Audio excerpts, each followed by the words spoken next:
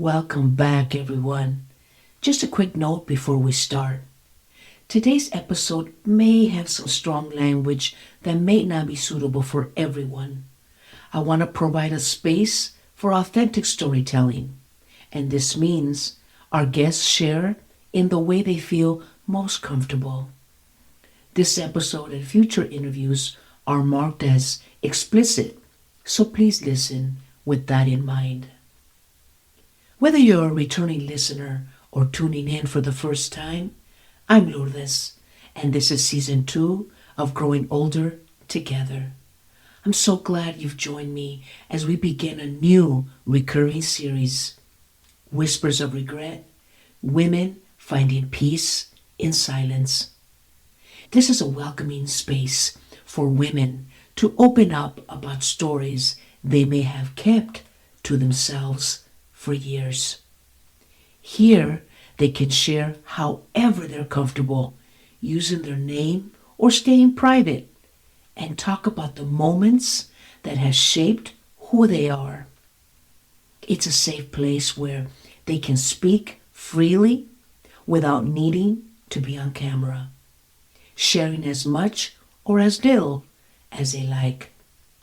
In this series, we'll meet women who have each faced their own kind of regret, or for some, those nasty, nagging thoughts that keep them up at night.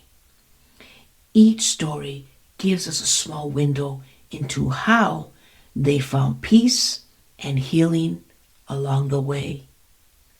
As Brené Brown reminds us, owning our story can be tough, but not nearly as tough as spending our lives running from it. Inspired by this, we come together to listen, learn, and celebrate the courage behind these journeys.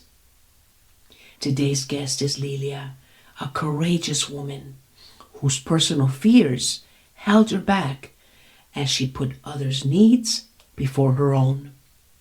These days, even as she uses a walker, Lilia has found new ways to care for herself mentally and emotionally, refusing to let her physical limitations define her spirit. We'll talk with Lilia about her journey to reconnect with who she is, her approach to daily life, and her commitment to enjoying life on her terms. I hope that as we begin this series, you find inspiration and perhaps even connections to your own journey. Did you know that nearly 60% of women report struggling with silent fears and regrets that affect their daily lives?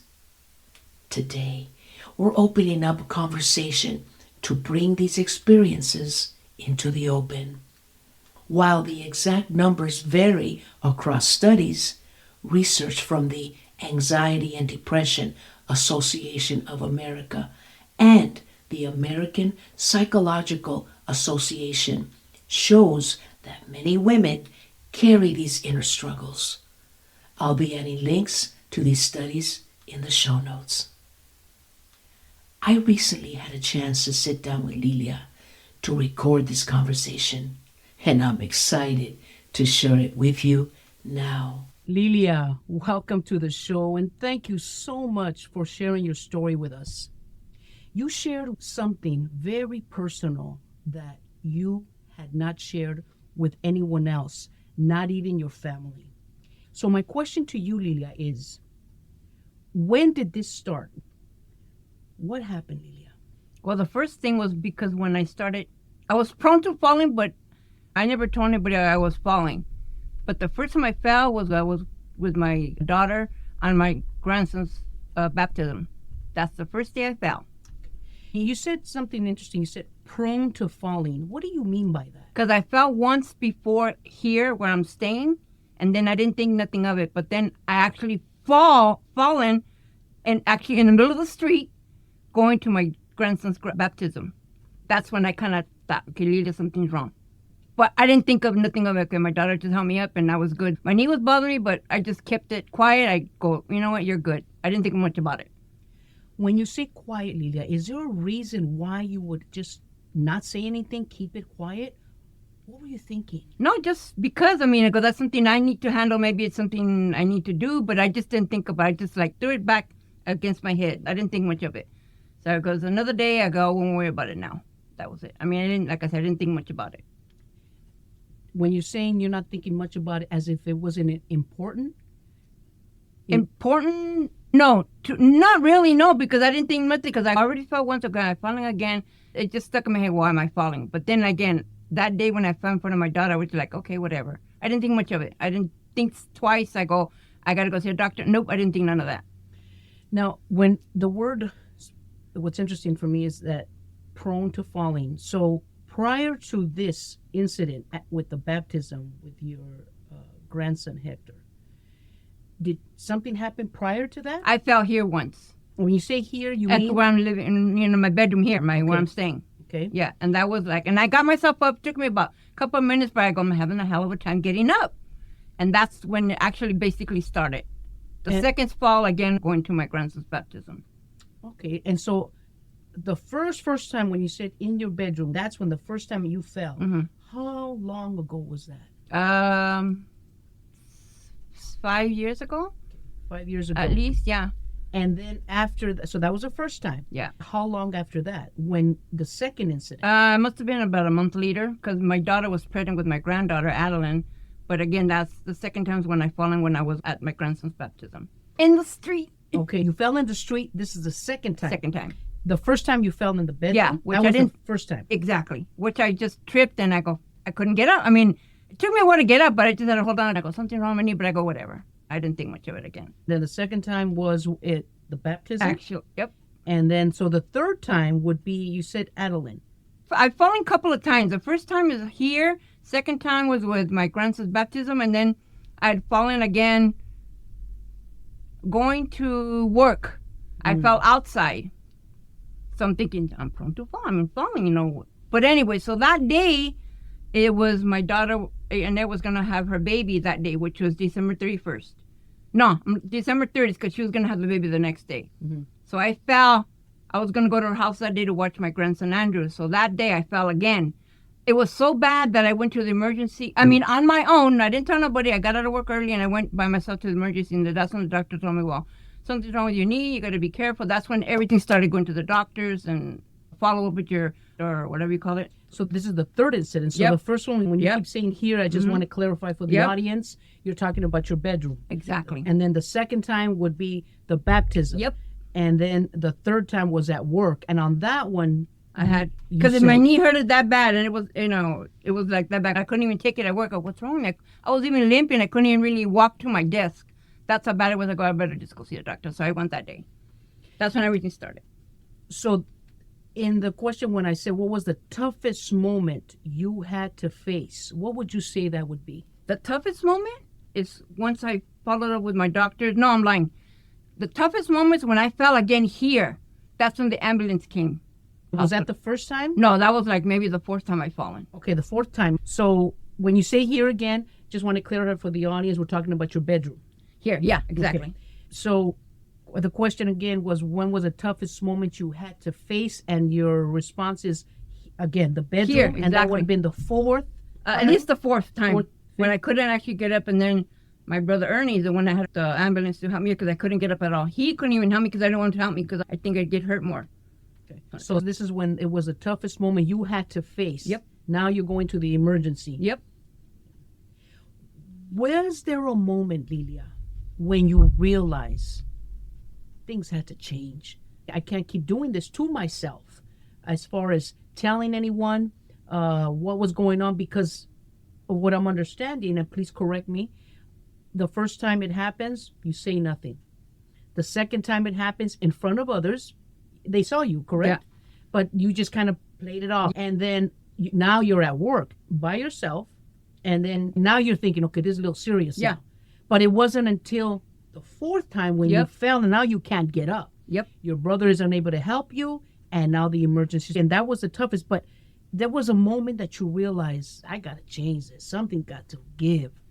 That's when I was sent to a home after I had rehabilitation at the hospital.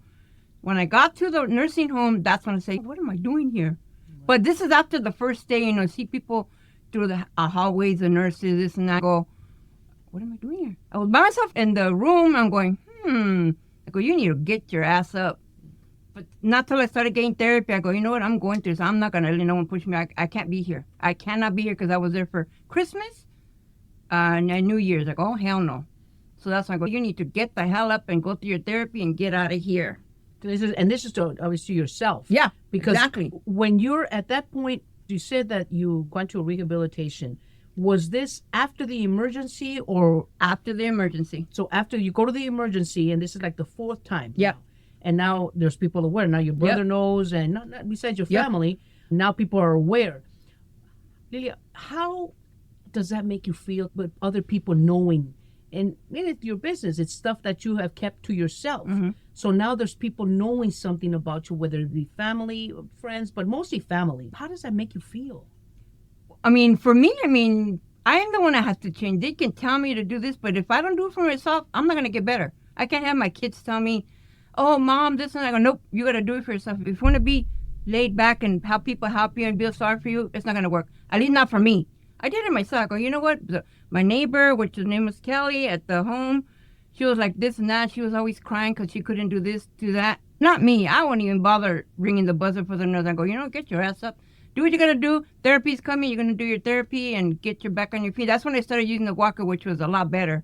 I did my exercises. I got out of there, and I was good. Once I got the help, which I needed, but that was a start.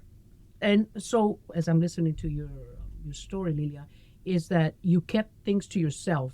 Why do you think that you would not want to share with, whether it be your family, maybe a close friend, even a doctor? You didn't reach out for assistance from anyone. What's going on there, Lilia? No, my kids, I have my 4 kids and they have their own families, but without the nurses at the home, I think I wouldn't do it anyways. What would you do anyways? I would get myself out. Get out of my position I'm in with my walker and being in the home. If I don't do it for myself, who's going to help me? Even though my kids are there, it doesn't mean anything. Like I said, they have their own family. But me, I go, you got to get your butt up and do what you got to do for you. When can you tell me the first steps that you took to start feeling better? Even if they were small, Lilia, was it when you were at the hospital or prior to that? You said from the first time, then you have the second, the baptism, then the third time was your work, and then when you were in your bedroom, the fourth time. Mm-hmm. Of all those times, when was the first time you can say, okay, even though I haven't told anybody, I got to start doing something for myself? Or was it until you got to the rehabilitation? When I got to the rehabilitation, because even then I wasn't able to walk. Barely. So what they even had to do, they had to use this device to take me to take a shower or get up. And I go, what? I don't want to do this. I go, I need to do this on my own. So that's when I realized the little machine that they help you off the bed. And because, again, I couldn't walk. So I was in a wheelchair. I go, no, I don't want to do this. I don't want nobody helping me. Even they would have to give me diapers to help me because I really couldn't go to the bathroom because it was kind of far. So I go, wait a minute. I go, this is ridiculous. I could go to the bathroom myself, but I really couldn't because I needed to get my legs going and my feet going. But that's really where it started, when I was at the home. That's when you started doing the small little steps. I got to start doing this for myself exactly. now. This I'm not going to be in diapers. I'm not going to be. Obviously, you could not walk. Yeah. Correct? So at that point, did you do any exercise? Yeah. Did you follow the rehabilitation? The therapist will always be there to rehabilitate your legs and your knees, do your little exercise. So I did that always. Even when they couldn't come, I do it on my own. Because they'd come every other day to my bed. But I go, I'm going to do this myself. I'd sit up and do what I got to do. So even the nurses would tell me, oh, you're up already. You're sitting down. I go, yes. How did life start to feel different once you began to start moving forward? Because there was a point where you're stuck. Here's the first time, the second time, the third time, now the fourth time. Now you're in a rehabilitation place. And you're doing your little small steps to get moving forward. But when did you start feeling, is that the point when you started feeling different? Once you began moving forward, you said, I can do this. Yep. Yes, I can. Yep. Where before, did you feel you couldn't do it? Exactly. They're going to help you, but if you don't help yourself, who's going to help you? They can help you, but you got to do it for you. you know? Like, you have to have, like, come on, do it. You know, it's your body, it's your future, whatever you're going to do for your future. But, yeah, I mean, yeah. And so do you think that if you had not been in that situation, if you had not gone to the rehabilitation center because of your fall, let's say you did not fall, would you have changed? Do you think you would have stood the same? I don't know if I would have stood the same. I think going to their home did help out. I don't know if I was going to be different. Maybe I would, but they helped me out a lot. So that's when I just took the initiative to go ahead and, you know what? Hurry up and get off this bed. Do what you got to do. You opened your eyes. You're Exactly. like, this cannot continue this. This is hard. And like, you know, even the people that were there, my friend Kelly, and there was another elderly lady that was there, but she was about 80. I was what, 50 something? I forgot how old I was. And I go, you're too young for this, even though I'm not young, but still. You hear someone who's 80. Exactly. She was having problems? Yep. She had a hip replacement. And like I said, my neighbor was unable to walk because I don't know what's wrong with her. And, you know, she was just too much negativity. But yeah, I had to do it for me. Lilia, if you could talk to someone, our audience here, going through something similar, what would you want them to know? Because you've been through a lot, Lilia. I mean, over the years where you are today, what would you tell someone if they were in a similar situation? What advice can you give them from your experience? Well, I mean, for me, if you don't do it for yourself, I don't know who you're going to do it for. You can do it for your kids, your husband, you got to do it for you. Otherwise, you won't go nowhere. People can lecture you, do this, do that. But if you don't do it for you, it's going to be you going downhill. And Lilia, so if someone was in a situation where they have fallen, let's say there's someone in the audience where they have fallen, maybe it's once, maybe twice, what would you tell them right now? To help themselves out. First, you know, be positive. If something's wrong with you, go to the doctor. If not, you know, have a friend help you. For me, I didn't have anybody help me because I could do it myself. I mean, I could do it myself because look where I am now. I mean, it's a hard question to ask because I did it for me. If you're not going to do it for you and you're going to be a failure, then that's what you're going to be. You're going to be lying in the bed the rest of your life. Or a wheelchair the rest of your life. You don't want to walk and you feel sorry for yourself. Did you feel sorry for yourself? No, I never did. But there was a part where you kind of like said, okay, you know, I'm not going to ask anybody for help. The only time I felt sorry for myself when I was living with my son, and I had COVID, but I didn't know I had COVID because I was just laying in bed. I just wanted to sleep, and I didn't think much of it till my daughter and I goes, you know what, I'm going to take her to the doctor. That day when she took me, this was like the second time. I already knew, but when I went to the hospital the second time, before I got admitted, I had COVID, which I didn't know till I got to the hospital.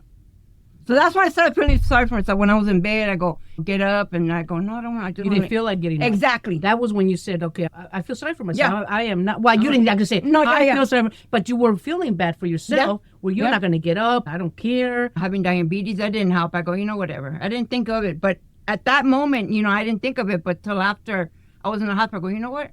I felt sorry for myself. I was laying in bed, which I was. I was actually laying in bed on Thanksgiving. When they had Thanksgiving, I didn't get up. I have dinner with my son and the family. So that was like, okay. But that's the only time I really have felt bad for myself.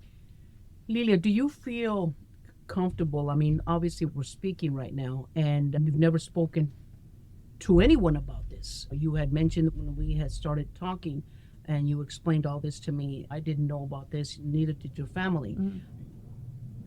Now that you're opening up a little bit, and if there's anybody out there that is in a similar situation or in a situation where they may feel either lost or they may feel just bad in general, do you feel better? I feel a lot better. I mean, you know, like I said, I did it for myself. And even though I had my children, my grandkids, and my sisters and brothers and mom and dad, don't matter. You got to do it for you. If you don't do it for you, I don't know what you're going to do. But I did it for me because it's my life. And right now that I live by myself, I'm good. I mean, I'm better. I get up and do exercises. I do what I got to do. Even though I have my walker, don't matter. I can still do what I got to do. Yes. Lilia, thank you for letting us into your story. It takes courage to share. And I believe your journey will speak to so many who may feel alone in their experiences. Thank you, Lilia, again. Thank you. Hearing stories like Lilia's reminds us that we're not alone in facing our struggles. If her words inspired or comforted you, I hope you'll consider joining our community and sharing this episode with others who may need it. For those who might not know, Lilia is my younger sister, and having her here today was especially meaningful to me. But I want you to know that every story shared here holds deep meaning for me. I care so much about creating this space where each voice, yours, mine, and those of our guests, matters deeply and reminds us we're all in this together. If you're enjoying Growing Older Together, please subscribe, leave a review, and share it with others who may connect with these stories. Your support helps our community grow and ensures you won't miss future episodes. I'd also love to hear from you. If today's episode brought up any thoughts or memories you'd like to share, please feel free to reach out. My contact details are in the show notes, and I look forward to hearing from you. Before I wrap up, in our next episode, Quiet Strength, the Power of Introverts, we'll explore the many ways introverts make a difference in the world. While everyone seeks energy in their own way, introverts often find it in quieter spaces, needing less outside stimulation and preferring deep reflection. Join us as we look at the unique ways introverts contribute to the world around us. Also, the next interview for Whispers of Regret is in about 6 to 8 weeks, around the week of December 16th. I look forward to sharing another powerful journey as we continue creating space for women. Okay, that's it for today. Thank you for listening and being part of this community. Remember to take care, be kind to yourself, and know that facing our fears is the first step to finding our true strength. Let's continue growing older and wiser together. Happy Halloween!